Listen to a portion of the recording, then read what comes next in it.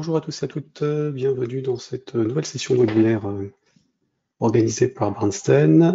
Aujourd'hui, je vais vous parler de la gestion du clavier virtuel sur iOS et Android. Alors, comme d'habitude, je vous recommande vivement de passer en plein écran pour voir la partie code hein, quand j'aborderai cette partie-là. Normalement, dans la colonne de droite de votre navigateur, vous devriez avoir de quoi me laisser un message, éventuellement des questions ou des remarques. N'hésitez pas à vous exprimer durant la session. Je répondrai aux questions à la fin, évidemment, s'il y en a.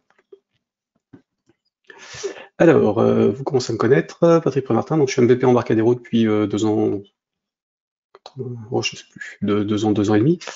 Je fais des sessions en ligne, formation, et différentes activités que vous pouvez retrouver sur mon CV sur LinkedIn ou sur le blog développeur-pascal.fr, sur lequel j'essaie de mettre des choses régulièrement, notamment sur l'actualité liée à Delphi et au Pascal. Ces sessions de webinaire sont organisées par la société Bernstein, qui est le distributeur officiel pour le Benelux et les pays francophones, donc la France aussi, que vous pouvez contacter pour toute question concernant vos licences, renouvellement et évidemment achat des logiciels Embarcadero ou des logiciels connexes, puisqu'ils vendent aussi des composants. Vous pouvez aller regarder sur leur site bernstein.com. J'ai vu qu'il y avait un mail qui était passé ce matin concernant une offre intéressante concernant la version architecte au prix de l'entreprise, donc n'hésitez pas si vous êtes en cours de renouvellement à leur poser la question dans les jours qui viennent. Donc je travaille, enfin ma société c'est la société All Software, donc qui est partenaire de ces sessions, sur lesquelles je fais de la prestation de moins en moins, de l'édition de sites internet, vidéo, livres et des formations. Alors plutôt à distance en ce moment, donc en ligne, à la demande pour les entreprises. Où vous pouvez aussi trouver une formation complète de base d'initiation Pascal à Delphi sur apprendre-delphi.fr que j'avais mis entre mars et mai, un peu moins de 60 heures de vidéos disponibles gratuitement pour tout le monde. Elles sont aussi disponibles sur la chaîne YouTube de Bernstein. Alors aujourd'hui, je vais vous parler de clavier virtuel. Donc on va partir sur du FireMonkey avec Delphi. Ça marche évidemment aussi avec C++ Builder pour les compilateurs qui sont disponibles dessus. Je vous ferai les démos en 10.4 Sydney, donc qui est sorti en mai, avec les 2 patchs que j'ai installés. Donc là, c'est pareil, hein, si vous n'êtes pas sur la 10.4, vérifiez bien que vous êtes au moins sur la dernière version de la version majeure sur laquelle vous êtes, donc 10.2.3, 10.3.3 ou 10.4, prochainement 10.4.1, qui théoriquement devrait être disponible en septembre ou en octobre avec un gros lot de mise à jour. Si vous lancez la 10.4, vous avez dans l'IDE ici une information concernant les patchs. Donc là, en l'occurrence, vous devriez avoir installé le 1 et le 2. Si c'est pas le cas, faites-le. Évidemment pas tout de suite, hein, parce que ça télécharge pas mal. Mais en tout cas, faites les mises à jour, parce qu'il y a pas mal de choses dedans qui peuvent vous débloquer quelques petits soucis dans l'IDE suite à ces nouveautés. Ceci étant dit, donc on va partir sur du FireMonkey, que je ne me trompe pas de fenêtre, c'est celle-ci, avec notre fameux clavier virtuel. Donc comme vous le savez enfin vous le savez peut-être, sur les plateformes mobiles, donc ça concerne iOS, iPadOS, puisque les deux sont maintenant distinctes, et Android, donc iPhone, iPad et tous les appareils sous Android, le clavier n'est pas fixe. Enfin, il peut maintenant l'être en Bluetooth ou en filaire suivant les appareils, mais la plupart du temps, c'est un clavier virtuel qui se greffe par-dessus l'écran, enfin qui se greffe, qui apparaît par-dessus l'écran, donc par-dessus nos composants ou notre fiche, ou en tout cas nos applications. Quand on rentre dans un champ de saisie, donc on a des choses à gérer pour que ça apparaisse correctement et que les utilisateurs voient toujours les champs sur lesquels ils sont en train de faire la saisie. Parce que si on ne le gère pas, c'est pas fait automatiquement par Delphi, ni par iOS, ni Android. Du coup, on a le clavier qui passe par-dessus et il nous bouffe la moitié de l'écran sur les iPhones ou smartphones Android. Donc ça va être à nous de faire le nécessaire, et donc je vais vous expliquer un petit peu tout ce qu'on peut faire déjà pour les champs de saisie, et puis ensuite pour ce problème de clavier. Comme vous le savez, parce que vous avez probablement tous un smartphone, alors probablement plus du Android que de l'iOS, nous avons des smartphones pratiquement chez tout le monde, et les tablettes commencent à remplacer progressivement tout ce qui est ordinateur portable et ordinateur de bureau, en tout cas chez les particuliers. Donc selon les cibles des logiciels qu'on développe, il faut penser de toute façon mobile, donc faire essentiellement des développements qui soient intuitifs et ergonomiques au maximum, et surtout qui soient adaptés à tout type de taille d'écran. Et la gestion du clavier fait partie de l'arsenal de choses auxquelles il faut qu'on pense. Donc quand je parle de taille d'écran, donc on a un certain nombre de tailles d'écran différentes sur les appareils Android, hein, qui peuvent jouer à 10 pixels de large ou de hauteur. Sur iOS, donc plutôt iPhone, on commence aussi à avoir 5 ou 6 formats d'écran différents, ce qui n'était pas le cas jusqu'à il y a quelques années, mais Apple ayant décidé de sortir des modèles de tailles différentes, on n'y coupe plus. Certains ont la fameuse encoche avec la caméra en plein milieu de la barre du haut de l'écran qu'on ne peut pas gérer, ou en tout cas qui est dans notre zone d'affichage ou en dehors selon comment on gère la barre de notification dans les options des applications. Et dans nos applications pour smartphone et tablette, parce que c'est un pavé, on peut choisir différentes choses, mais en tout cas on est censé faire en sorte que nos programmes fonctionnent partout au maximum pour éviter de perdre des utilisateurs en route.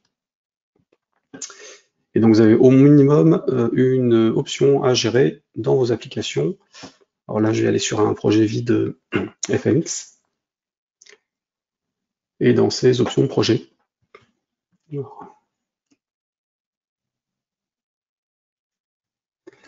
Donc là, option. Donc sur Android, on ne peut pas faire grand-chose, hein, de toute façon, quand on compile pour Android, on ne sait pas si ça partira sur une tablette ou sur un smartphone. C'est au niveau des distributions qu'on peut éventuellement dire si notre application est compatible ou pas. Pour iOS, dans les options, alors au niveau des informations de version, si je vais sur de l'iOS en 64, dans les informations de version, vous avez une rubrique UI Device Family qui permet de choisir le type d'appareil sur lequel on va aller, donc de l'iPhone, de l'iPad ou par défaut les deux. Donc déjà, ça fait un filtre au niveau de l'App Store, puisque c'est par là qu'on va distribuer les projets. J'ai perdu mon champ de saisie. Non, il est là. J'avais dû jouer avec la taille des colonnes, d'où le bordel sur l'ascenseur. Voilà. Donc n'oubliez pas de modifier ça si vous ne ciblez que des smartphones, ou en tout cas si vous ciblez des smartphones de Apple. Sinon, par défaut, ça passe partout. Et vous avez la partie orientation qui doit être activée et validée si vous voulez passer uniquement portrait ou uniquement paysage. Par défaut, si les appareils permettent de faire une rotation, votre application prendra la taille de l'écran selon l'orientation physique du téléphone ou de la tablette. Donc là, par exemple, si je veux faire que du portrait, donc en vertical, je suis obligé d'activer l'orientation personnalisée puis de cocher portrait. Ça marche pour iOS et pour Android. Enfin, iOS, iPadOS et Android. Voilà. Juste un petit truc par rapport à la version 10.4 de Delphi. On a maintenant les compilateurs Android 32 et 64 bits. Alors, le 64 a été rajouté en 10.3.3, hein, donc vous devriez l'avoir aussi si vous êtes en 10.3.3, en n'oubliant pas d'avoir installé les patchs correspondants, parce qu'il y a eu pas mal de modifications et de correctifs divers dessus. Et en iOS, par contre, on n'a plus que le compilateur 64 bits, puisque de toute façon, ça fait pas mal de temps qu'on ne peut plus distribuer d'applications 32. Donc si vous avez besoin de faire des applications 32 bits pour iOS, donc pour cibler des vieux appareils que vous avez à disposition, puisqu'on ne pourra pas les distribuer par Apple, il faudra compiler et travailler avec la version 10.3.3 de Delphi, qui sera la dernière en date. Sachant que quand vous avez une licence payante, vous avez accès aux versions antérieures. Votre numéro de licence active les autres versions. Si vous voulez plus d'infos là-dessus, contactez votre distributeur habituel ou Barnsen, qui pourront vous indiquer où télécharger les choses et quoi récupérer. Donc là, par exemple, dans celui-ci, je suis en 10.4. J'ai donc le 64 bits que je vais cibler, puisque mes appareils sont en 64 ici, y compris mon Android. C'est l'Android 9 et que sur ce modèle-là, j'ai du 64. Je ne ferai pas de compilation aujourd'hui, parce que ça prend des plombes, donc j'ai tout compilé, enfin j'ai compilé mes exemples avant. Donc normalement, je devrais pouvoir vous montrer les écrans des appareils si le report fonctionne correctement. Et du coup, je vous montrerai le code côté Windows, évidemment, parce que Delphi reste un logiciel sous Windows, et nous verrons ce que ça donne sur les écrans après, en en capture d'écran, en copie. On a toujours le simulateur iOS. Alors là, en l'occurrence, il pointe sur le MacBook Pro en iOS 14 pour ma version. C'est parce que Je l'ai installé à partir de trucs qu'on appelle le DTK, dont je ne peux pas parler, mais qui fonctionne très bien avec Delphi. Donc faites des recherches si vous voulez savoir à quoi ça correspond. Et donc le simulateur lui-même, je m'en sers jamais, mais il est par défaut rajouté dans les projets, dans les nouveaux projets. Donc ça passe comme ça. Et puis Linux, comme pour Mac et Windows, on a la version 64 puisque la 32 ne sert à rien en termes d'interface graphique. Et il y a très peu de distributions Linux qui sont encore en 32 bits. Donc de toute façon, on n'a que le compilateur 64 fourni. Ces petits rappels étant faits, on va basculer sur ce qui nous concerne aujourd'hui, le clavier. Hop, je retrouve le bon écran. Voilà, donc quand on a des applications mobiles, alors idéalement on évite de mettre des champs de saisie, parce que c'est toujours le truc qui gonfle et qui pose souci en termes d'ergonomie et puis de positionnement à l'écran. Donc si on peut éviter, on évite. Si on n'a pas le choix, ben, on est obligé de gérer les choses correctement. Et donc l'objectif reste quand même de prendre des choses le plus ergonomiques et intuitives possible pour ne pas perdre les utilisateurs, puisqu'ils n'ont pas de bulle d'aide ou de choses comme ça quand ils déplacent la souris, puisqu'ils n'ont pas de souris sur leur écran. Et il faut mettre des petits boutons pour qu'ils affichent des informations si on veut. Donc ça doit rester intuitif et simple d'accès pour quelqu'un qui n'est pas utilisé pour le grand public. Après, pour les entreprises, bah, à vous de faire les docs qui correspondent ou de faire les bonnes formations. Et donc dans l'arsenal de choses qu'il faudra voir concernant les claviers, on en a deux principales. Donc la configuration du clavier pour qu'ils apparaissent, enfin qu'ils soient adaptés à ce qu'on veut saisir.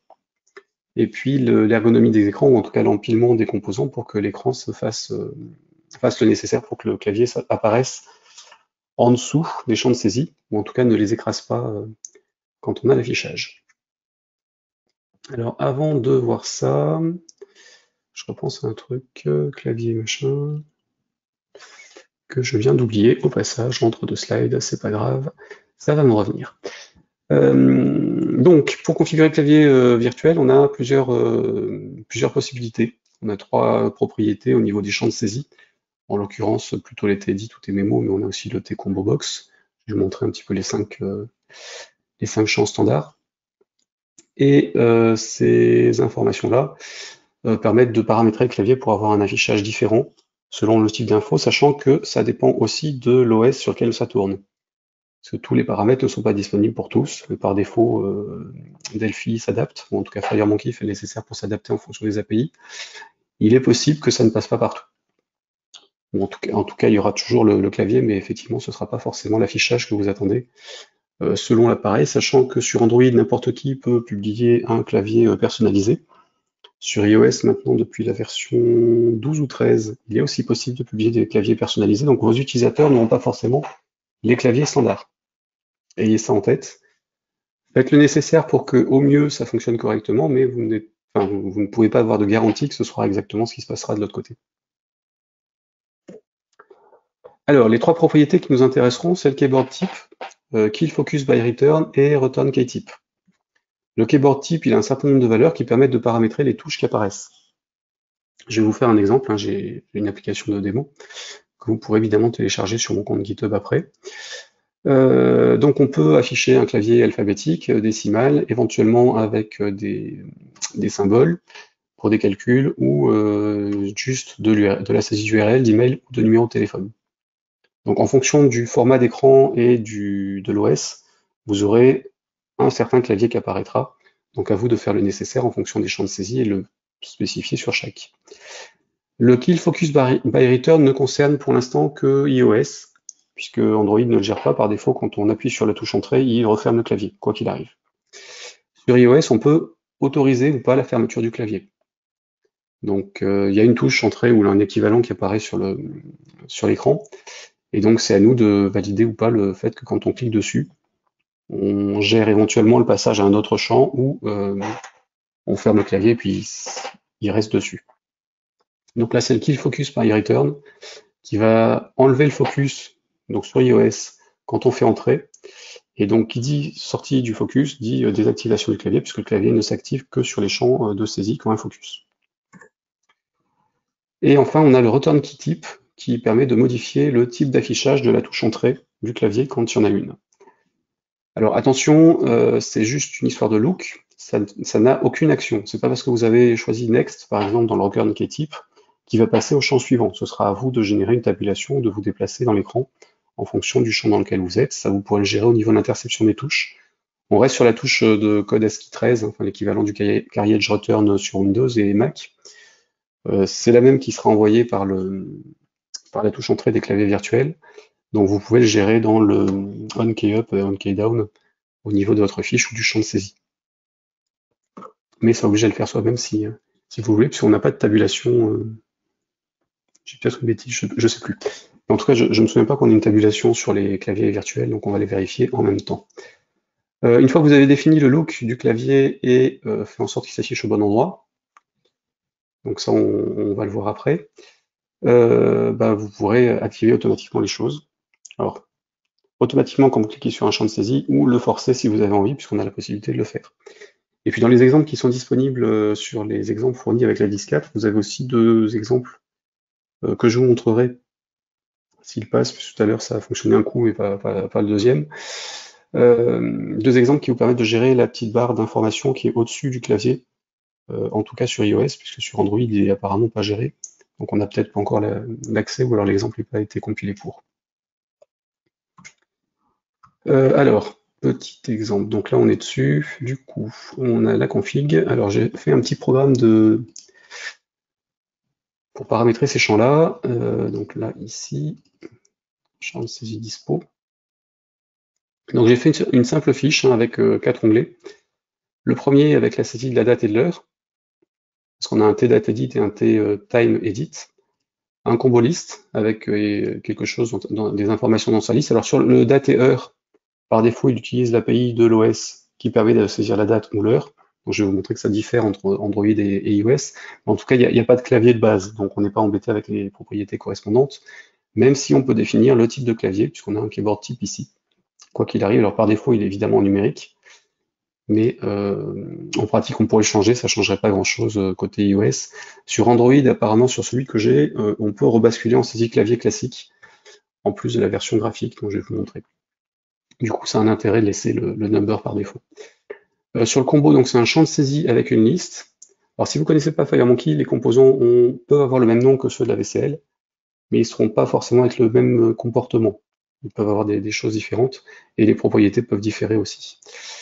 Sur le combo box, on a un keyboard type et puis un kill focus by return, donc on peut changer le type de clavier qui apparaît, et on peut éventuellement lui dire de masquer le clavier quand on fait entrer dessus.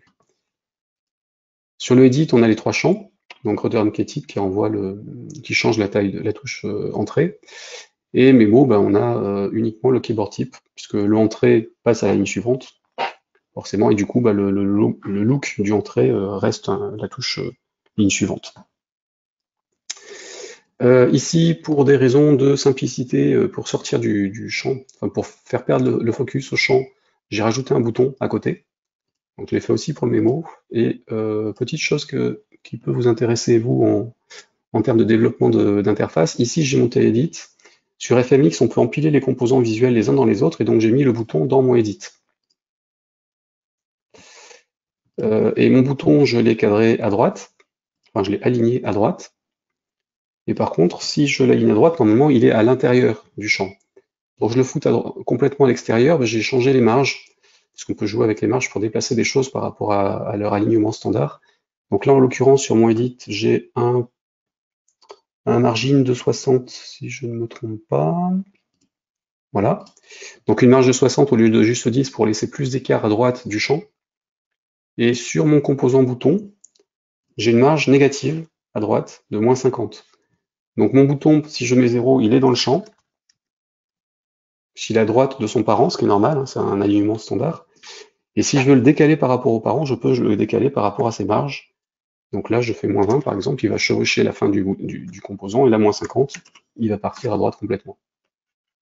Donc c'est une petite astuce, hein, ça marche dans tous les sens. On peut positionner des choses les unes par rapport aux autres et les décaler pour rendre le design un peu plus sympa. Ou en tout cas pour nous simplifier la vie, parce que du coup, si mon edit change de position ou si je le copie ailleurs, il y aura son bouton avec le même comportement qui sera copié aussi. Donc là, j'ai un edit, qui est le bouton qui va me permettre de prendre le focus, donc de sortir du focus du edit. Et dans Memo, pareil, j'ai mis un bouton à l'intérieur, sauf que là, le coup de la marge ne fonctionne pas. Donc il est resté à l'intérieur de la zone. Voilà, donc ça sous Windows, ça sert à rien puisque le clavier virtuel ne s'affichera pas. Je vais quand même vous montrer ce que ça donne. Alors, hop. Donc déjà sur Android, je vais tenter de partager mon écran. Ici, que je le retrouve. Bon, évidemment, sur ce modèle-là, la touche n'est pas en direct. Il faut que je retrouve où c'est dans l'affichage. Cast, voilà, et je trouve ou pas réflecteur. Oh, il est où? Là.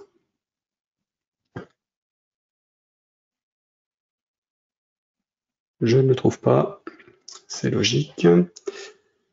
Alors, si je désactive ça, ça donne rien. Si je le réactive, voilà.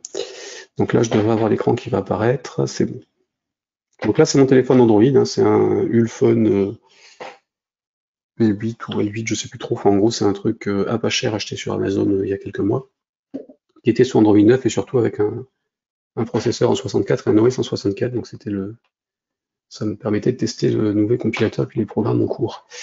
Du coup, hop, je vais me déplacer dans mes applis. Donc là, c'est le champ de saisie avec la dispo. Donc là, vous voyez bien en haut hein, la barre grise de notification. Alors physiquement, le téléphone, en fait, il a une encoche qui descend jusque là. Donc elle se met sur la barre de notification, ça m'arrange. Parce que du coup, c'est pas mon programme qui est esquinté, qui a une perte d'informations dessus. Sur certains iPhones, il y a pareil le même principe. Donc, normalement, l'encoche ne dépasse pas de la barre de notif. Mais sur iPhone, on peut désactiver la barre de notification. Du coup, on peut déborder dessus. Donc, ça fait partie des choses qu'il faut qu'on pense quand on fait les écrans. Donc là, j'ai un champ de saisie pour la date, un champ de saisie pour l'heure. Ça sert à rien que j'y aille avec la souris. Donc j'y vais avec le doigt, je clique sur la date, et il m'affiche un calendrier. Donc c'est quand même nettement plus pratique que de saisir les informations sous forme de chiffres. Et pour l'heure, bah, j'ai une horloge. Donc je peux modifier les infos, comme ça, ou j'ai aussi un clavier possible en bas à gauche, qui me permet de les définir directement avec les infos. Donc là, c'est le type de clavier qui a été défini dans Delphi qui est pris en compte. Okay. Quoi, je suis même pas sûr d'ailleurs sur celui-là, et ça doit être le composant, enfin l'API de saisie d'heure qui doit le prendre en compte. Sachant que sur Android, en fait, pas mal de choses peuvent être personnalisées, notamment les fenêtres et les widgets de saisie. Donc là, en l'occurrence, pour la date et l'heure, ça peut être personnalisé par l'éditeur du téléphone, enfin en tout cas celui qui fait la distribution Android sur ces appareils, puis ça peut aussi être modifié par application. Donc ce que vous avez sur vos téléphones de test ne fonctionnera pas forcément exactement de la même façon sur les autres. L'appel de l'API qui déclenche l'affichage du calendrier ou de l'horloge est le même, donc pour nous c'est transparent. Par contre pour l'utilisateur, bah, ça dépendra de son appareil et de sa version d'Android et de qui l'a paramétré et personnalisé éventuellement. Donc en tout cas, sachez que normalement sur ces deux champs-là, ça utilise l'API, et puis sur Windows, ça affiche un calendrier, comme pour Mac et Linux. Sur le champ combo, par exemple, on avait donc une liste. Donc là, j'avais mis des légumes et des fruits. Notez quand même que le coup de la liste est quand même plus pratique que la saisie. Hein. J'ai mis raison au lieu de raisin. C'est un peu bébête. Hop. Et les champs sont pas suffisamment hauts pour que j'arrive à choper correctement avec le pouce. Voilà, donc aussi une chose à vérifier. Et donc si je vais dedans, bah, je peux taper des informations à la main. Et donc là, j'ai un clavier alpha par défaut. Si je passe en numberpad, je reclique dessus, j'ai bien un clavier avec les chiffres. Si je veux un clavier URL, je retourne sur mon champ, bah en l'occurrence sur Android, il ne doit pas y avoir sur ce modèle-là. Par contre, il avait l'email. Donc on a bien le arrobase en bas à gauche. Je ne sais pas si vous voyez la souris. Et ici, on a bien le clavier qui se personnalise en fonction du type d'information, histoire de simplifier la saisie. Donc là, pareil, bah, je peux modifier le kill focus by return si je veux, mais là, en l'occurrence, sur Android, si je veux à false, j'appuie sur la touche entrée, donc la touche bleue, ça ne change rien. Si ce n'est qu'il déclenche l'entrée, et du coup, il choisit un truc qui était dans la liste, puisque le combo dépend de la liste d'informations qu'on a mis dedans. Ensuite, on a un edit, donc là, par défaut, bah, c'est la saisie standard. Donc c'est le clavier qui est pré-renseigné dans le téléphone. Je clique sur mon bouton à droite, alors qu'on voit ici. Hein. Ici, on a bien le carré, parce que sur Android, les boutons sont visibles. Si je mets Numberpad par exemple, True et Search, je reclique sur mon champ de saisie, j'ai bien un petit logo pour la recherche qui ressemble à la loupe à la place de la touche entrée. Donc ça c'est mon return key type qui a été mis à jour. Et Numberpad, il a bien déclenché l'affichage des chiffres. Donc grâce à ça, on peut personnaliser le type d'affichage et donc on peut simplifier déjà de base ce que vont saisir les utilisateurs. Ensuite, j'allais évidemment y aller avec la souris, mais ça marche pas. Sur mon mémo, pareil, on peut modifier le type de clavier. Donc là, PhonePad, ça affiche les chiffres avec le plus et le dièse. Alphabet, ça affiche toutes les lettres et puis éventuellement la personnalisation. URL, ça n'a aucun impact sur celui-ci, à part l'affichage du slash en bas à gauche, et ainsi de suite. Donc n'oubliez pas de personnaliser vos claviers quand vous faites des saisies. Juste le truc que j'avais oublié tout à l'heure et que je voulais vous redire, comme ça je vais le faire maintenant. Non, je vais le noter et je vais vous le montrer après.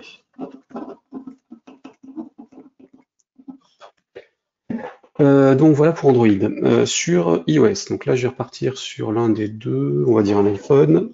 Donc là en l'occurrence c'est un iPhone SE, le dernier modèle qui est sorti. Pareil, je vais essayer de récupérer l'écran si je vois quelque chose. C'est pas là. Ce qui est marrant, c'est que les notifications, enfin l'espace pour partager la configuration sur iPhone est en bas. Sur iPad en haut, du coup je me trompe à chaque fois. Alors normalement j'ai l'écran, oui c'est bon. Voilà, hop, et donc mon application. Donc là pareil, j'ai mon champ date et mon champ heure, sauf que la saisie est faite différemment. Alors là en l'occurrence, ce que vous pouvez pas voir non plus, c'est que quand je bouge dans la liste, en fait il y a un petit soubresaut au niveau du téléphone, donc il utilise le vibreur en fait pour signaler qu'il a changé de valeur. Donc ça je suppose que c'est une option d'accessibilité. Voilà.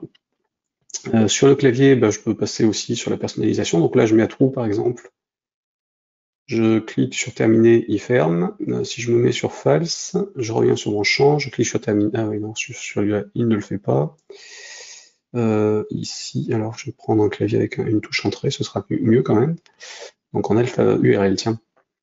Voilà, donc là j'ai bien la touche retour, hein. Je clique dessus, quand je suis en false dans le kill focus, il se passe rien. Si je me mets à true, je reviens sur mon champ de saisie, il ferme bien le clavier.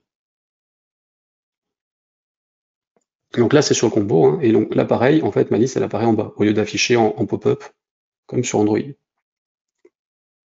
Donc là, c'est une API du système qui est utilisée pour faire ce genre de choses. Donc ça permet d'optimiser l'affichage et le fonctionnement par rapport au type d'OS. Et le format d'appareil, puisque c'est le fabricant qui se débrouille. Donc là, même chose sur le champ de saisie, j'ai un bouton Done, alors c'est terminé qui apparaît sur le bouton. Et je suis en saisie d'email, du coup j'ai bien le arrobas, alors je ne sais pas si vous le voyez, ici, à côté de la barre d'espace. Si je me mets en saisie d'URL, ici, et que je fais un qui retourne à true, non celui-là il sert à rien. J'ai plutôt changé la tête de la touche, je vais faire send par exemple. Donc j'ai bien un bouton envoyer au lieu du bouton que j'avais avant. Et ici j'ai bien un bouton .fr. Et si je laisse appuyer, je peux choisir d'autres extensions si je veux, parmi celles qui sont pré-renseignées par le gestionnaire de clavier pour accélérer la saisie pour l'utilisateur. Donc le paramétrage du clavier est vraiment important pour simplifier les choses. Hop.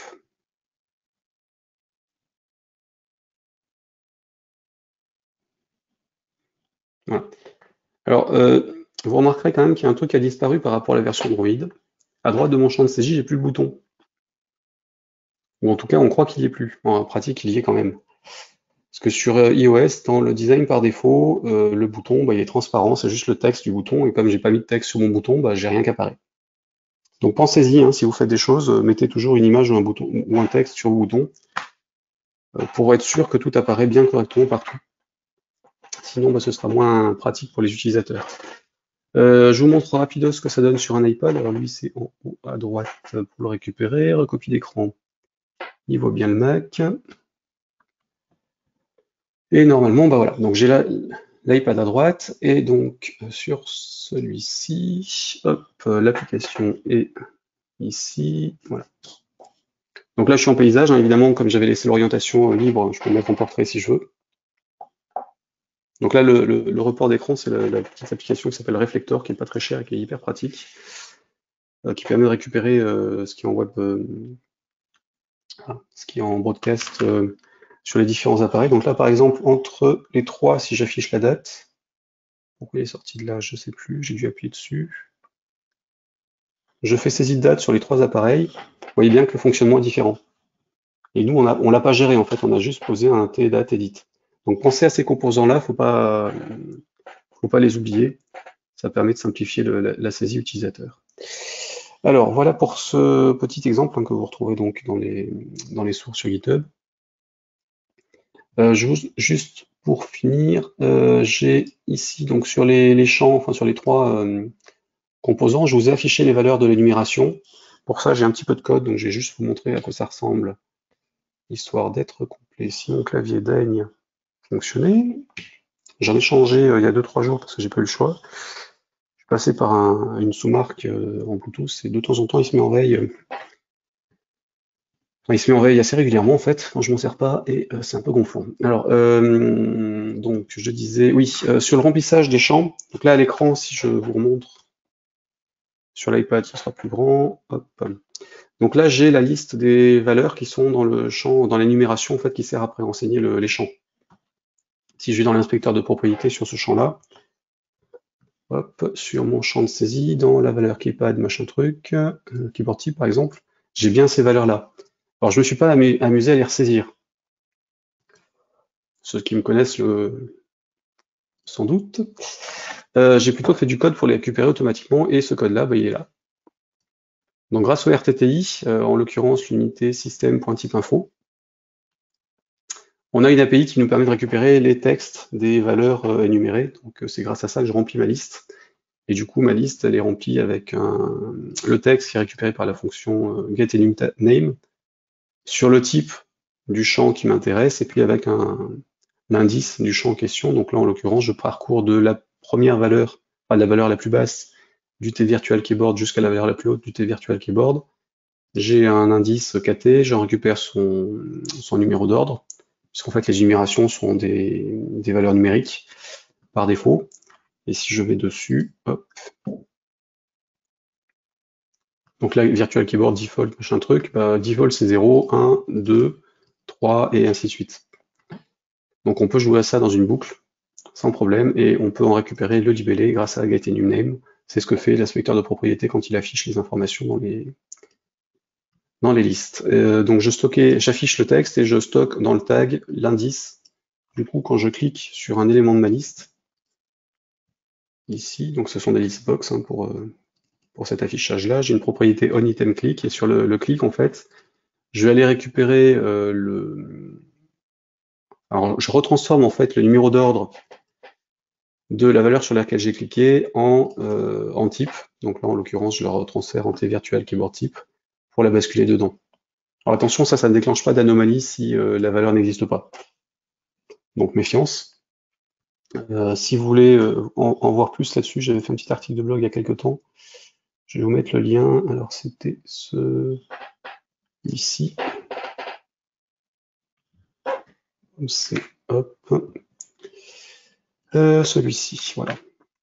Là, vous devriez avoir le lien dans la zone de commentaires. Copiez-les au fur et à mesure si vous intéresse, puisque évidemment quand la session sera fermée, ça vous fermera la fenêtre de visualisation de vidéos, et donc vous aurez perdu tout ce que je vous aurai transféré en cours de route. Certains de ces liens sont dispo évidemment sur le PDF final et vous seront renvoyés par mail. Voilà, donc là c'était pour récupérer l'information à partir d'une énumération. Ça peut être pratique pour faire des tests comme pour du débugage ou en prod, selon ce qu'on fait. Voilà, donc là je ferme ce truc-là. Alors le truc auquel je pensais tout à l'heure que j'avais oublié, si vous êtes sur un écran, enfin si vous êtes sur une application sur laquelle vous n'avez pas besoin de faire régulièrement des saisies, juste un champ ponctuel, vous n'êtes pas obligé de faire un champ de saisie et gérer le clavier. Vous allez pouvoir utiliser les propriétés, enfin les procédures existantes qui permettent de faire de la saisie. Donc là, vous connaissez le show message, hein, éventuellement message DLG si vous avez fait de la VCL. En fait, on a aussi input box dans le TDialog service qui permet de faire une saisie de un ou plusieurs champs. Donc là, je vais juste faire une procédure coup, je vais vous afficher l'information sur la doc et puis hop, alors tdialog service. Point. Alors ce truc là, si je mets la souris dessus,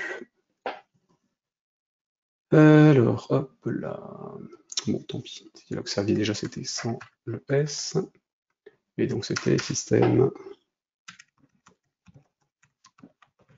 dialogue, hop là, dialogue, pardon, fmx.dialogue.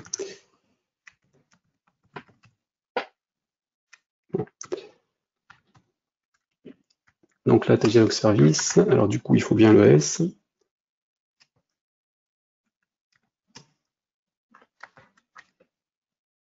J'ai oublié. Point dialogue service. Là, donc là, sans le S, du coup, hop, et donc j'ai un certain nombre de procédures qui sont disponibles, dont le input query. C'est input box en VCL et input query sur FMX, qui permet de mettre un titre, enfin un texte et puis un certain nombre de champs de saisie. Donc, hop, un petit coup sur la doc.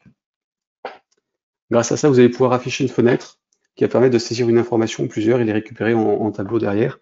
Donc, si vous n'avez pas envie de gérer le clavier, ou en tout cas le positionnement de l'écran par rapport au clavier qui se met par-dessus, utilisez plutôt ça pour un champ ponctuel, pour une information ponctuelle, et ça sera automatisé, puisque lui le gère.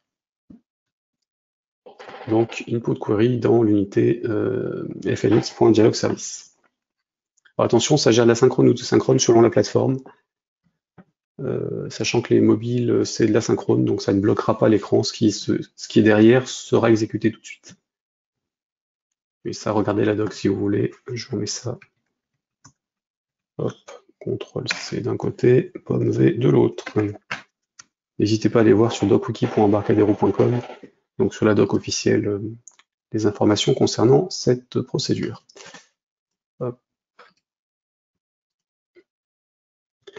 Alors, maintenant qu'on a vu comment on change le look du clavier, on a quelques petites choses à vérifier derrière. Donc là, comme on a plein de tailles d'écran différentes, il faut qu'on pense responsif. Alors, je vais pas vous refaire le topo sur la conception d'écran. Je l'avais fait lors d'un webinaire il y a un an. Donc pareil, je vais vous mettre le lien ici. Alors, vous retrouvez la liste complète sur mon blog sur développeur-pascal.fr dans la rubrique série, et ensuite webinaire, ou évidemment sur aussi sur la chaîne YouTube de Bernstein qui les a presque tous remis en ligne. Il y en a d'autres encore en attente de mise en ligne, mais en tout cas, ils y sont globalement. Donc regardez cette session-là si vous ne l'avez pas fait, je vous ai copié le lien, et vous aurez des informations sur les champs qui permettent de faire de la présentation de choses à l'écran et que ça s'adapte tout seul au format d'écran et puis à l'orientation des écrans. Une fois que vous aurez ça, il faudra donc faire une fiche sur laquelle vous pourrez afficher le clavier et afficher un truc par-dessus, enfin au-dessus du clavier si votre champ de saisie était trop bas dans l'écran. Donc ce qu'il faut savoir, c'est qu'en FireMonkey, sur les plateformes mobiles, et je dis bien sur les plateformes mobiles, donc smartphone et tablette, iOS et Android, les fiches prennent l'écran complet et ne sont pas déplaçables. Le haut à gauche, enfin l'angle en haut à gauche, c'est la position 0 de la fiche, et elle prend la largeur et la hauteur de l'appareil, ou en tout cas de l'écran sur lequel elle est affichée. Et si vous affichez plusieurs fiches, elles se chevauchent, quels que soient les paramètres que vous aurez mis au niveau de leur taille et de leur positionnement. Évidemment, sur Mac, Linux et Windows, elles fonctionnent comme en VCL. Vous pouvez les déplacer. Comme on ne peut pas les déplacer en FMX, quand on va avoir un truc qui se déplace à l'écran, il faudra que ce soit sur une zone dans laquelle on puisse faire le déplacement. Ce n'est pas la fiche qu'on va pouvoir glisser. Par conséquent, le plus simple, c'est de mettre un T-vertical, enfin un T-vert scrollbox, qui est un panel avec ascenseur horizontal, vertical, pardon, dans lequel on va mettre tous nos composants. Et du coup, c'est la vue dans ce composant-là qu'on va déplacer si on veut déplacer tout l'écran. Et donc là, la vue, en l'occurrence, sur le T-vert scrollbox, c'est la propriété viewport position. Je vais vous montrer du code et puis on va voir ça en détail. Idéalement, dans le vertical scrollbox, on va aligner les composants en top, enfin les composants ou leurs conteneurs en top. ou en coordonnées absolues. Éviter les positionnements en bottom ou en center sur des trucs comme ça, parce que du coup, si on est en center sur un truc qui prend déjà la taille de l'écran, il restera au milieu de l'écran quoi qu'il arrive, quel que soit le positionnement de l'ascenseur, et du coup, bah, si le clavier s'affiche par-dessus, bah, il restera par-dessus. Vous ne pourrez pas le redéplacer, sauf à faire sauter son alignement. Donc prenez plutôt des alignements de top, comme ça vous êtes tranquille, ou mettez des coordonnées en absolu, toujours par rapport au viewport, donc par rapport à la zone d'affichage et pas par rapport à la taille de la fenêtre. Qui dit ascenseur dit aussi la possibilité de déborder, ce qui se passe notamment quand on a un écran en portrait qu'on met en paysage selon les appareils. N'hésitez pas à m'interrompre s'il y a quelque chose qui n'est pas clair. Donc, on peut aussi faire sans hein, le vers scrollbox. Par contre, ça nous oblige à modifier toutes les coordonnées Y des champs qu'on veut déplacer. Donc, c'est pas forcément plus pratique à faire. C'est plus simple de le gérer au niveau d'un ascenseur automatisé, puisque c'est l'ascenseur qui fera l'affichage qu'il faut et qui redéclenchera l'affichage des composants. Petit souci, c'est quand on a des mémos, parce qu'en fait, c'est pas la position du champ de saisie, donc du champ mémo qui nous intéresse, mais la position du curseur dans le champ mémo. Donc ça compliquera un petit peu les calculs et puis l'affichage, puisque si notre champ mémo déborde de la zone dans laquelle, enfin la zone de laquelle, enfin, la zone qui reste, plutôt que de faire des explications, je vais vous montrer. Ici, là, hop.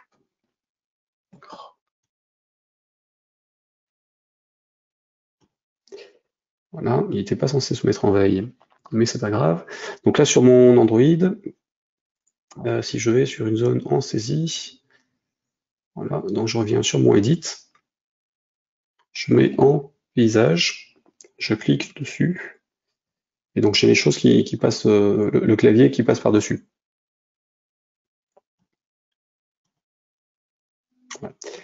Sur mon mémo, pareil, en fait. En l'occurrence, je me mets en portrait, mon mémo, il est là, hein. Je sais pas si vous... il est là. Je sais pas trop pourquoi ça s'affiche pas en plus grand, mais peu importe. Je vais plutôt vous le remettre sur l'iPhone. Il est là. Ici, donc mon mémo il est en haut, c'est cette zone-là, sur laquelle je peux bouger mon texte. Si je me mets en paysage, je rentre dedans, j'ai bien le clavier qui passe par-dessus. Donc si je fais de la saisie et que je passe en dessous, bah, je vais avoir un problème, parce que j'aurai le clavier par-dessus l'endroit où je saisis. Donc ça complique un petit peu, puisqu'il faudra positionner l'écran par rapport à la zone où est le curseur, plutôt que la zone dans laquelle est le clavier. Donc ça nécessite une certaine gymnastique.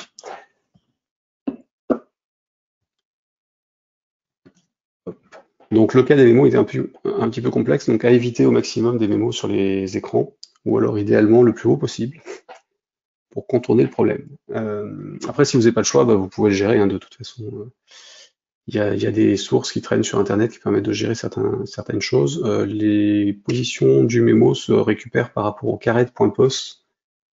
Donc le mémo, en fait, il a deux propriétés concernant le curseur. Caret, qui correspond au curseur lui-même, et caret position, qui correspond à la position du curseur par rapport au texte. Donc numéro de ligne et numéro de colonne, ou plutôt nombre de caractères à partir de la gauche, sur la ligne sur laquelle il est.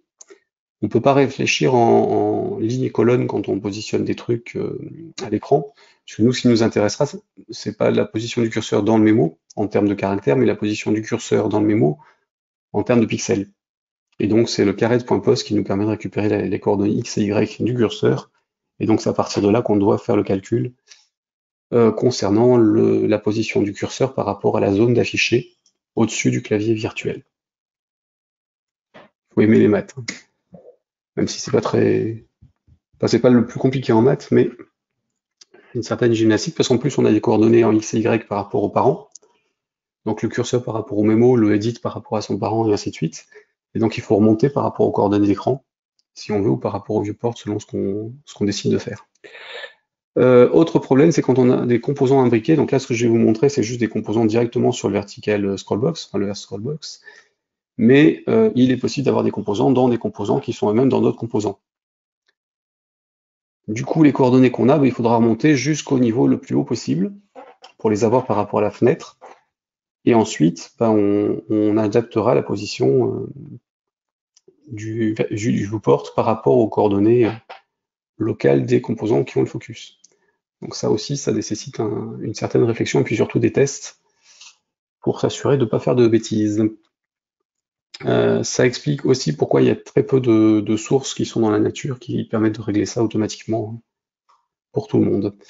Autre problématique, c'est quand on est dans un vertical scrollbox qui lui-même a un autre vertical scrollbox qui est sur un vertical scrollbox. Puisque le viewport de celui qu'on va bouger, c'est celui le plus bas, le plus proche de la fiche, ou en tout cas c'est comme ça que la plupart le fait. Mais du coup, il faudra penser à celui-ci, plus celui qui est dans lequel se trouvent nos composants, qui éventuellement est dans un autre. Et là, c'est une vraie prise de tête. Donc, d'une manière générale, évitez les zones de scroll dans d'autres zones de scroll si vous gérez des champs de saisie sur un écran. Et si vous n'avez pas le choix, bah, bon courage. Puisqu'en fait, il faudra positionner le scroll d'origine, le scroll le plus bas possible, de telle sorte que la zone en saisie dans le scroll qui contient physiquement la zone en saisie soit toujours visible, qui lui-même soit positionné sur ce champ-là.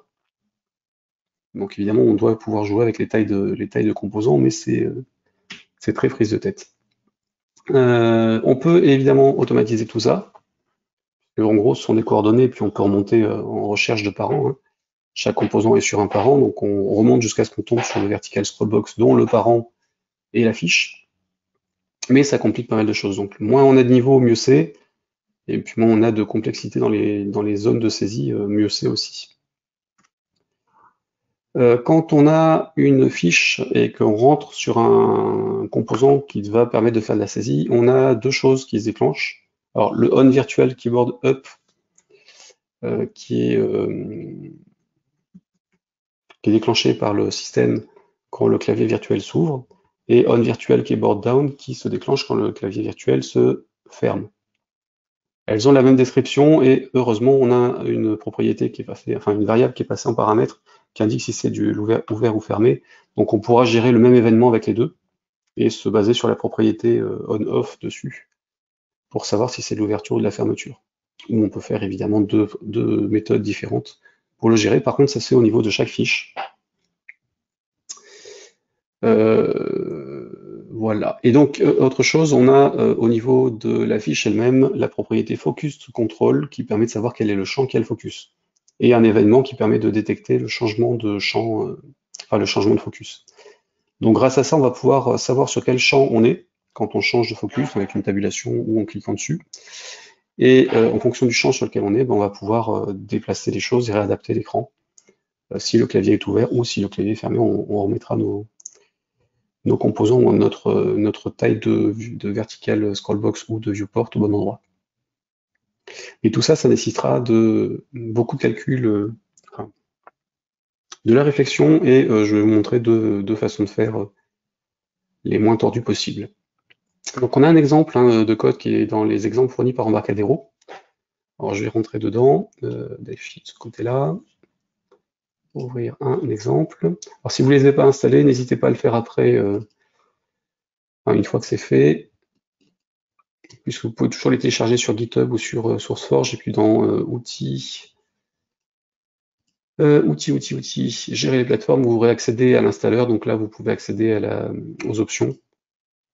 Donc pensez à installer les samples, c'est une mine d'or pour découvrir les fonctionnalités puis des modifications. Donc je vais ouvrir le projet exemple officiel concernant ça, en tout cas le premier qu'ils avaient mis à disposition. Donc ça se trouve dans les exemples, Object Pascal, Multi-Device Sample, User Interface et Scrollable Form.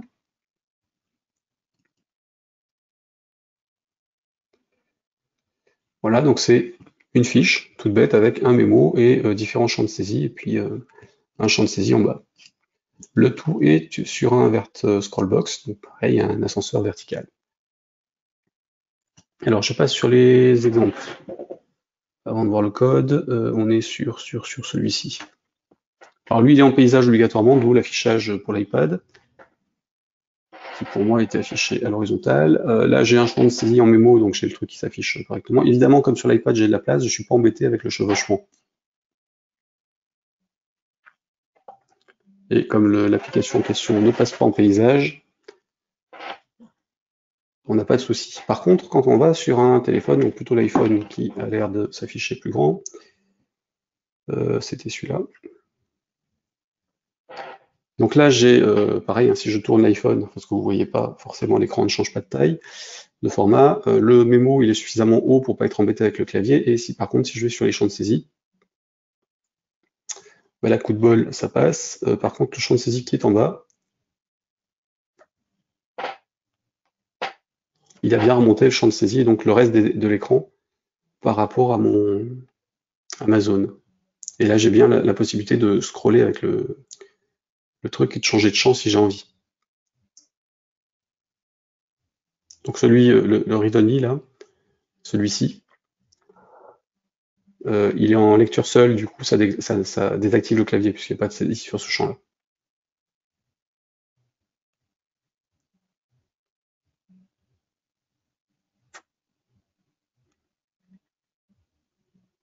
Par contre, je sais pas pourquoi il est en clavier en saisie numérique, mais c'est pas grave.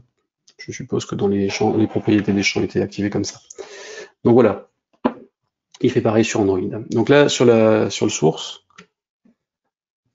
il y a quelques petites choses. Donc on a bien le, alors c'était pas up et down, c'était hidden et show sur les virtual keyboard pour les événements. Je me suis gouré, il faut que je corrige la page.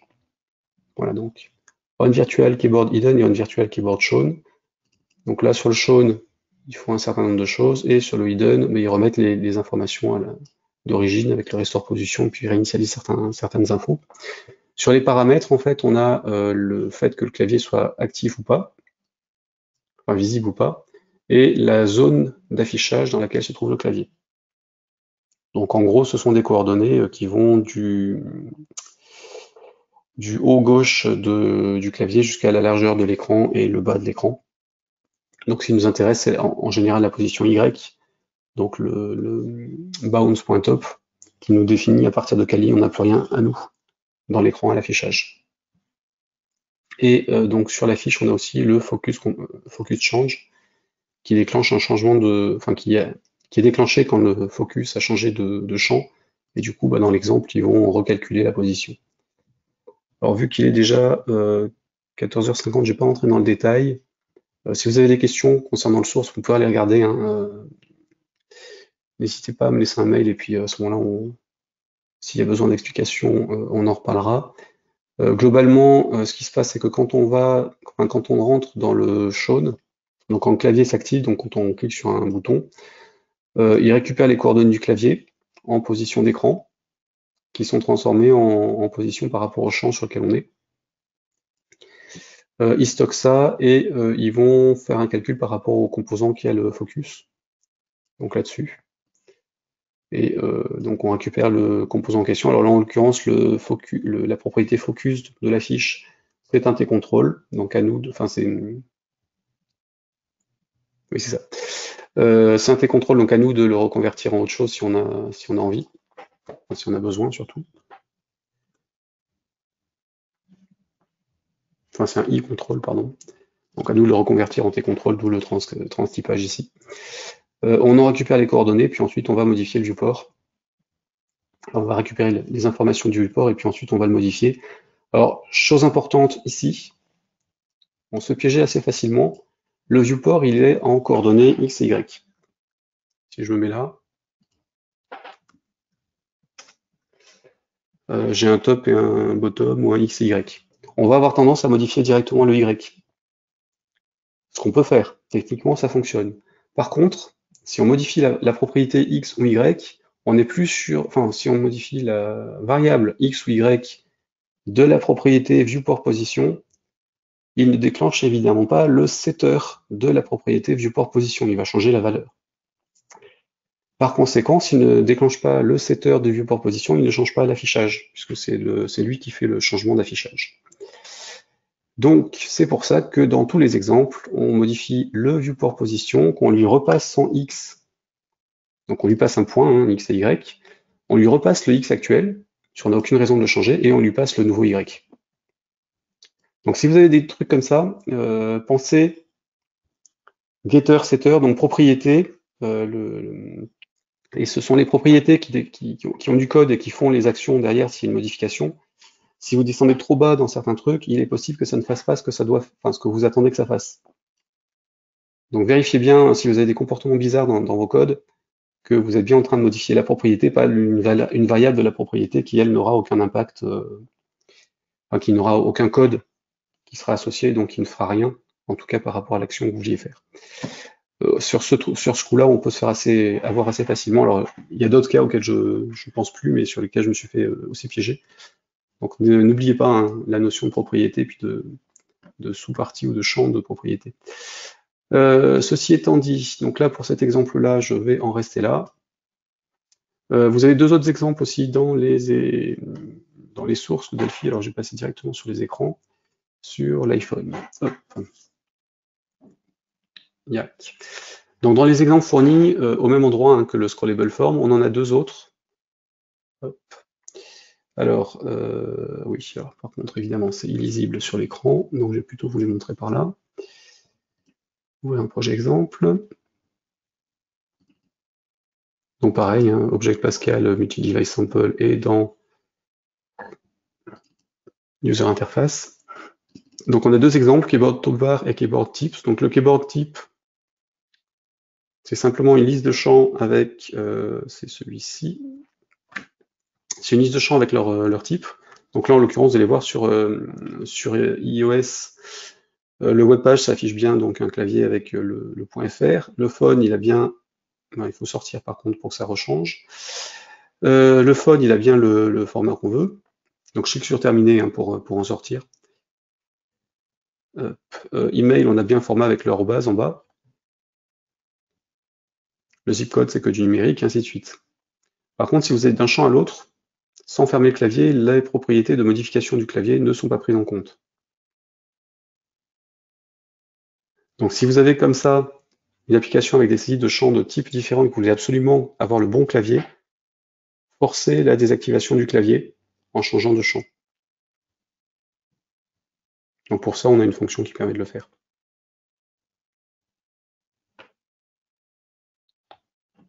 Ou obliger l'utilisateur à avoir une touche suivante et afficher ça en plusieurs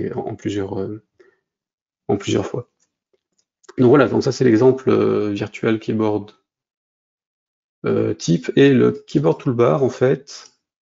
Alors lui il fonctionne que sur iOS puisqu'on n'a pas la possibilité de le gérer par code pour l'instant sur Android et je ne sais pas si c'est dans les API de Android ou pas.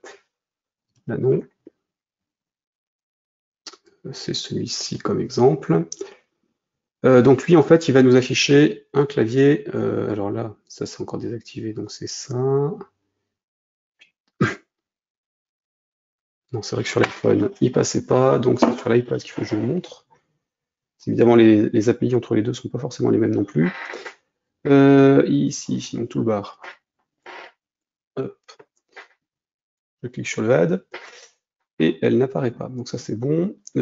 Si j'active la toolbar, est-ce que j'ai bien mon bouton? Oui, j'ai bien ma zone grise au-dessus.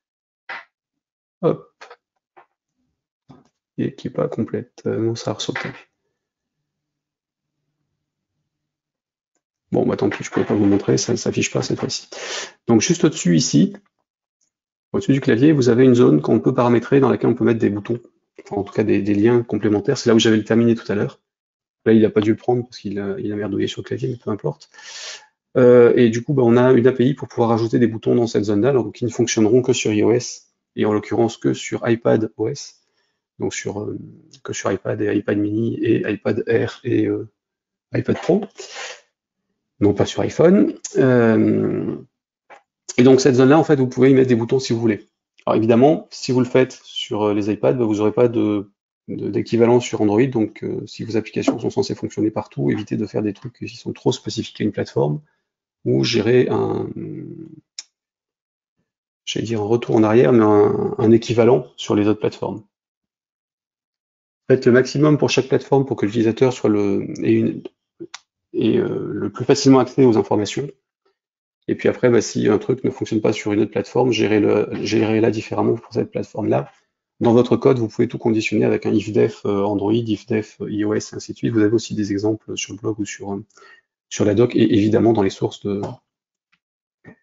de Delphi. Là, par exemple, si je vais sur le dialog service, je fais un clic, CTRL-clic pour aller voir le source.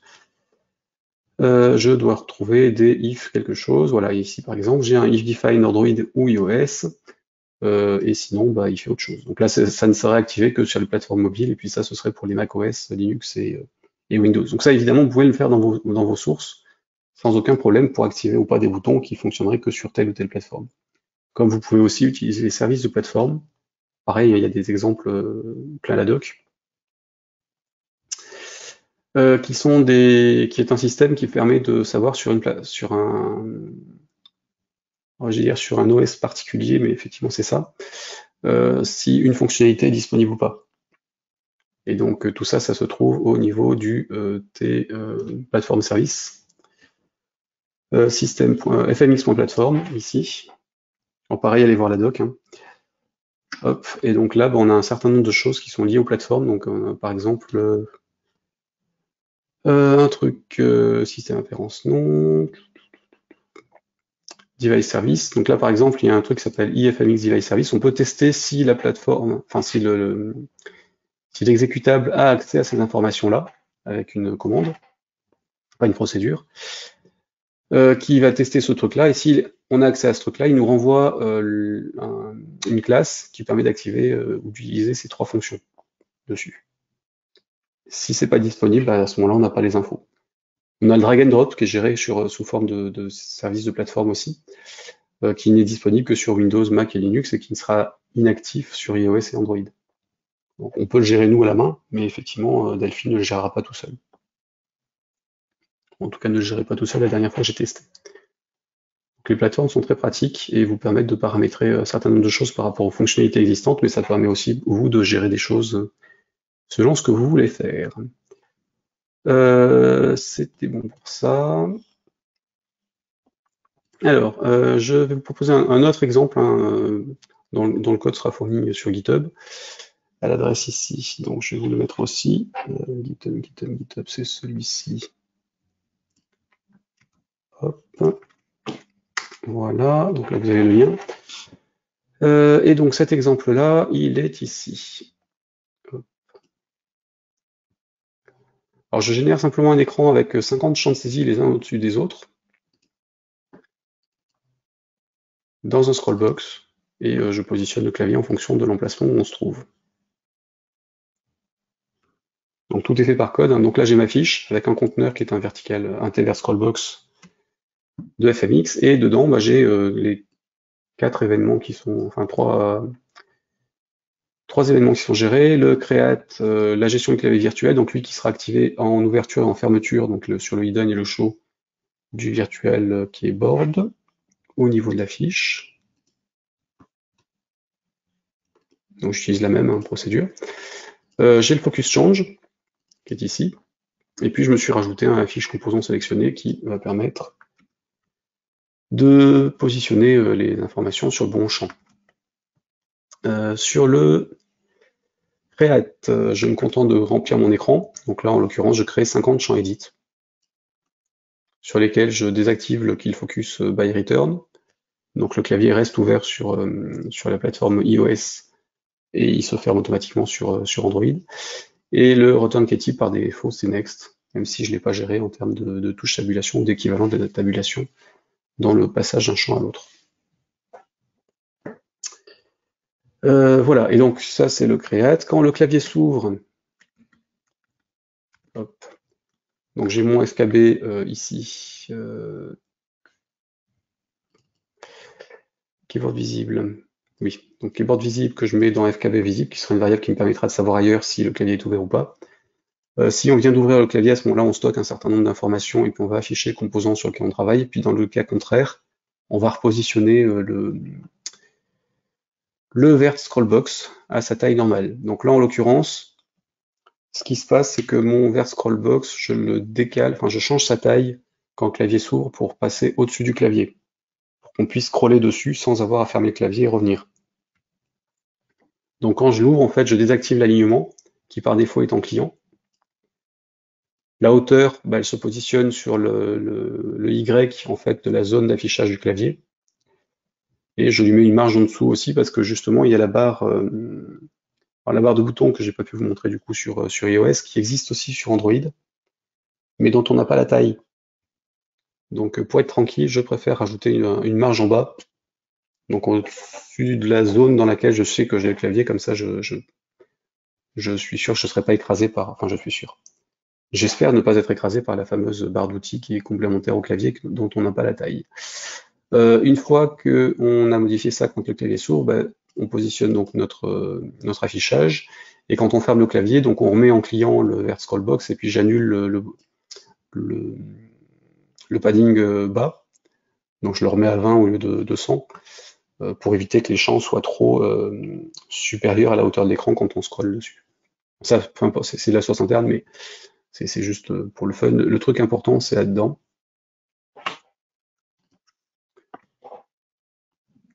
Je vais y revenir. Quand le focus change, bah, je me contente de repositionner, pareil, d'appeler le même composant, enfin, la même procédure, qui va déplacer l'affichage. Et donc mon affichage, donc si le clavier est ouvert, je récupère le composant qui a le focus, et je vais faire un calcul pour savoir ses coordonnées par rapport à la zone d'affichage, et je vais positionner le viewport en fonction de ça. Alors, il y a deux cas, soit le composant, enfin trois cas en fait. Le composant est dans la zone d'affichage actuelle, donc là j'ai pas besoin de changer quoi que ce soit. Le composant est au-dessus de l'écran physique, et le composant est en dessous du clavier ou de l'écran physique. Donc il est en dessous du vert scrollbox. C'est pour ça que j'ai deux cas ici. Donc là, il est le coordinate.y est inférieur à 0, c'est-à-dire qu'il est au-dessus de l'écran d'affichage. Du coup, bah, je remonte mon viewport à ses coordonnées à lui, moins 10, histoire d'avoir un petit peu de marge au-dessus. Si ma coordonnée Y du composant plus sa hauteur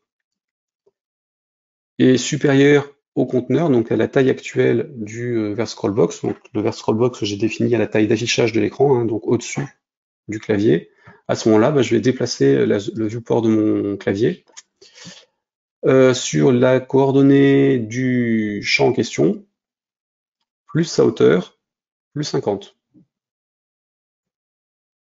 Moins la hauteur du composant, enfin du champ de saisie. Alors je sais plus pourquoi j'avais mis ça. Position Y plus 8, donc on va en dessous du composant du champ de saisie et de sa marge, et on remonte de la hauteur du truc. Donc là en fait on se positionne pour avoir le composant de saisie en bas de la zone d'affichage. Puisqu'en fait le contrôle.position.y qui contient déjà au moins la hauteur. Ceci étant dit, je vais passer à la démo. Hop là, donc là-dessus. Ici, on va sur celui-là. Donc là, j'ai mes 50 champs de saisie hein, à l'écran. Alors, je suis sur l'iPad, hein, à droite de votre écran. Donc là, j'ai cliqué sur l'un d'entre eux par inadvertance. Donc j'ai bien mon clavier qui apparaît quand je clique sur les champs. Ça tombe bien. Et je peux continuer à surfer. J'ai bien le 50e champ qui apparaît au-dessus de mon clavier. Et donc, je peux me positionner dessus sans problème. Si j'en mets un pile à la limite, je vais essayer de le choper en haut. Et il est bien descendu. Donc c'est tout con, mais ça marche uniquement parce que mes champs ils sont directement sur le vert scrollbox. Sinon, il faudrait que je change le calcul de positionnement Y. Donc ici, ce truc-là, ça fonctionne parce que j'ai les coordonnées directes. Si mes champs étaient dans un parent qui lui-même était éventuellement dans d'autres parents, il faudrait que je remonte pour retrouver les bonnes infos. Donc voilà sur l'iPad et donc sur l'Android, qui évidemment s'est remis en veille. Il faudra que je réactive le coup de l'ouverture en fenêtre en fonction du visage avec le casque. Donc ça, je relance l'application sur Android. Je vais sur un champ, donc le 13, il a bien remonté l'écran, même si vous ne voyez pas. Et la fameuse barre dont je parlais, c'est le truc où il y a les gifs, images, micros et trucs comme ça. Ce truc-là, on n'en a pas la taille. Nous, il nous donne la taille au niveau des lettres. Donc c'est ce truc-là qui pose problème quand on est en bas de l'écran, sur le dernier champ de saisie, en fait. Et là, le 100 en pixels n'était pas suffisant. Donc il faudrait que je remonte encore de 100 ou 150 pixels pour être sûr d'être au-dessus.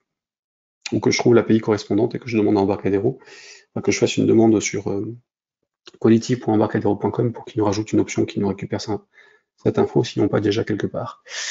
Voilà, donc là, ça fonctionne correctement et ça nous affiche bien les infos. Donc vous pouvez vous servir de ce code-là pour une application simple, vous avez tout en direct.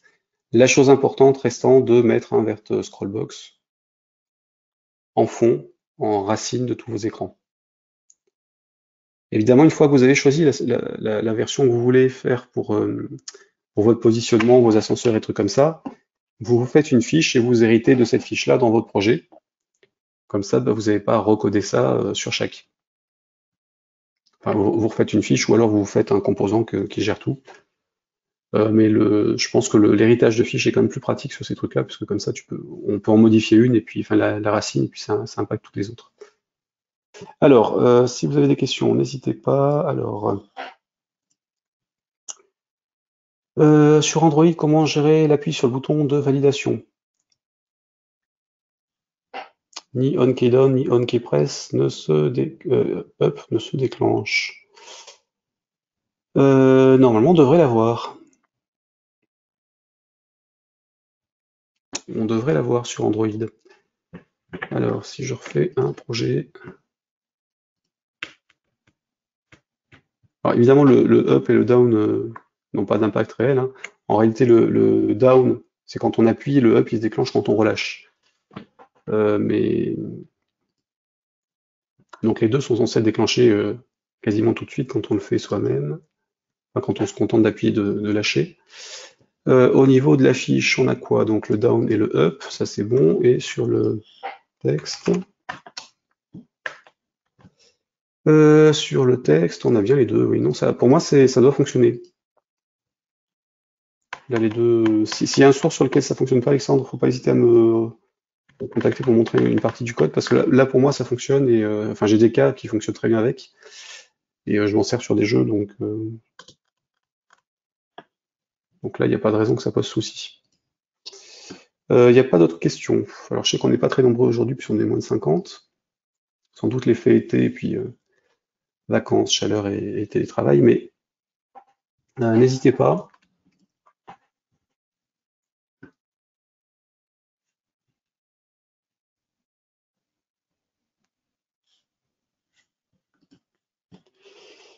Alors, ouais, effectivement, Adrien, donc, qui me dit que le On Virtual Keyboard Shown ne se déclenche pas quand on est sur un web browser, par exemple, puisque c'est le web browser qui a le focus. Et là, dans ce cas-là, bah, c'est le navigateur qui gère le truc. Parce que quand on utilise un web browser en mobile, en fait, la zone d'affichage du web browser, elle est rendue à l'OS et à son navigateur par défaut. Du coup, bah, le fonctionnement de cette zone-là, elle est gérée par le navigateur. Et par conséquent, si on a des champs de saisie dans la page web qu'on est en train d'afficher, bah, c'est le navigateur qui gère le up et le down. Donc, il modifie l'affichage par rapport à la zone du web browser, mais il ne modifie pas l'affichage par rapport à la zone complète de l'écran.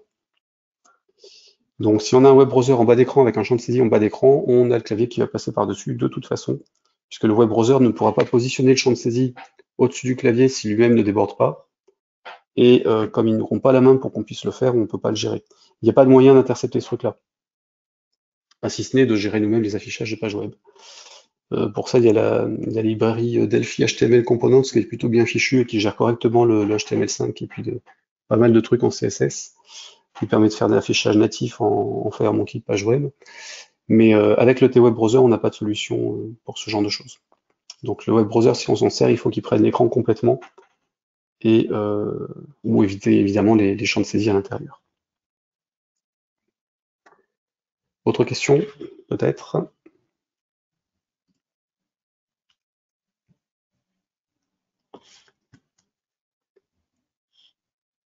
Bon, alors juste un truc, pendant qu'on y est. Ici.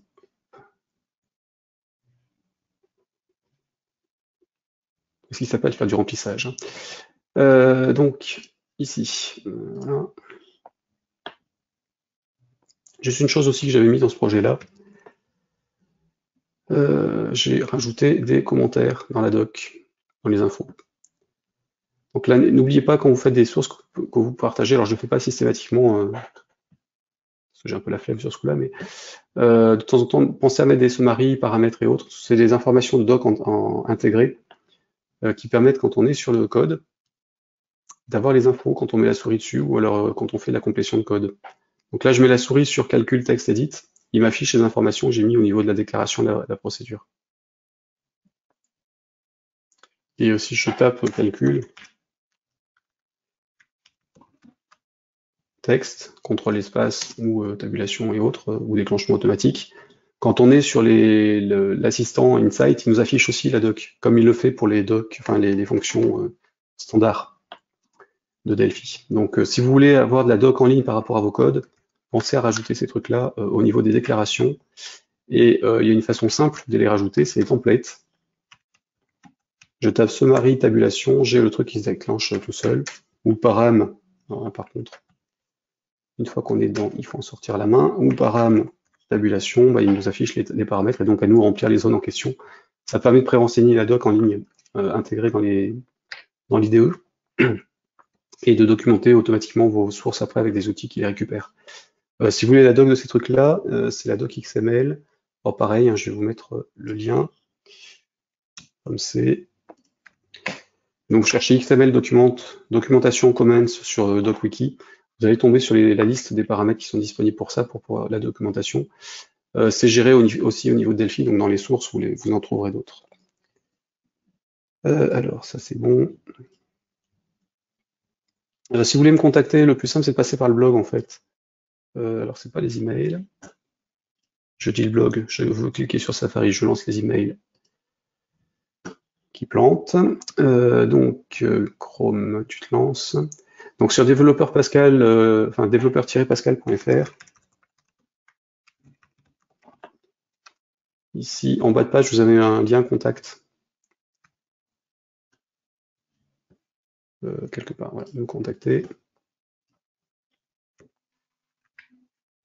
Donc passez plutôt par ça quand vous voulez m'écrire, parce que, enfin, sauf si on a déjà eu des contacts en direct.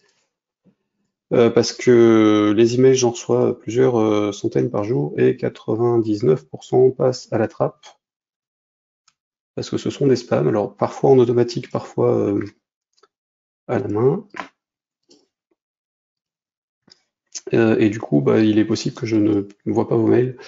Donc si on n'a jamais eu de contact, passez par là. Comme ça, vous serez sûr que vous ne passez pas en spam et être filtré derrière. Et j'essaye de répondre rapidement, mais la notion de rapide est parfois très aléatoire.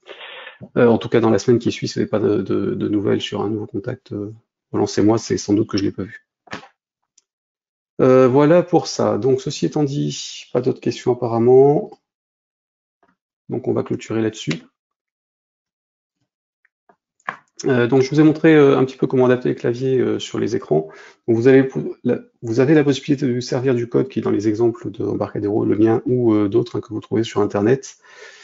Il y avait notamment un composant dont je n'ai pas retrouvé la source que je voulais vous partager, mais qui gérait tout ça, y compris sur des champs mémo. Donc, il faisait le calcul de la position du curseur.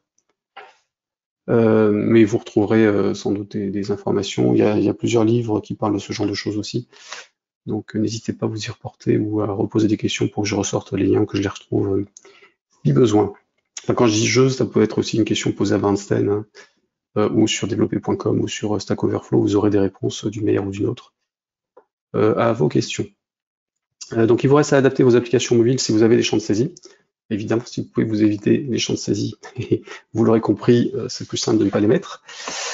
Le webinaire sera dispo, alors, devrait l'être sous peu. Alors, c'est pas moi qui le mets en ligne, donc une fois que j'aurai la version encodée, je la transmets à Bernstein qui ensuite fait la mise en ligne.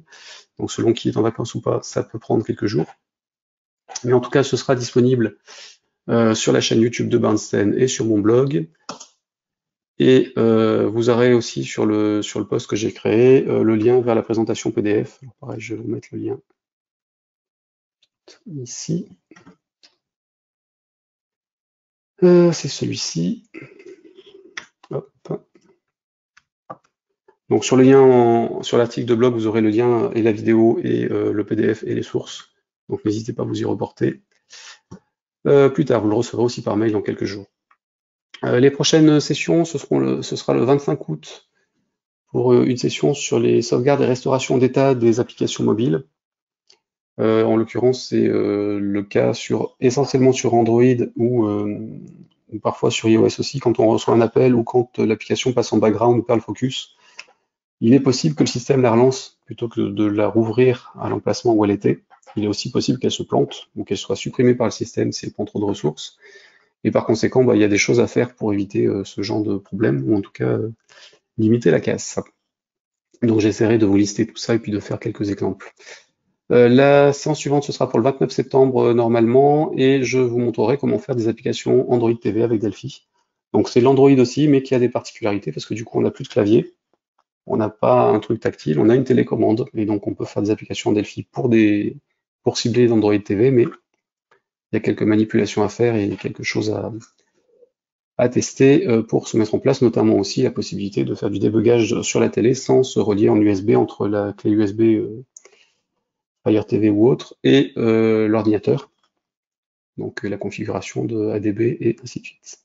Donc on verra tout ça le 29 septembre. Si vous avez des questions sur ces trucs-là, évidemment, n'hésitez surtout pas à me les transmettre, parce que ça me permettra d'alimenter le contenu du webinaire en plus des exemples auxquels je pense, qui ne sont pas forcément des exemples qui vous serviraient. Et sinon, si vous voulez la liste des autres webinaires, parce qu'ils sont planifiés jusqu'en décembre, vous les avez sur le blog dans série et ensuite webinaire ou sur le lien que vous avez en bas de page ici.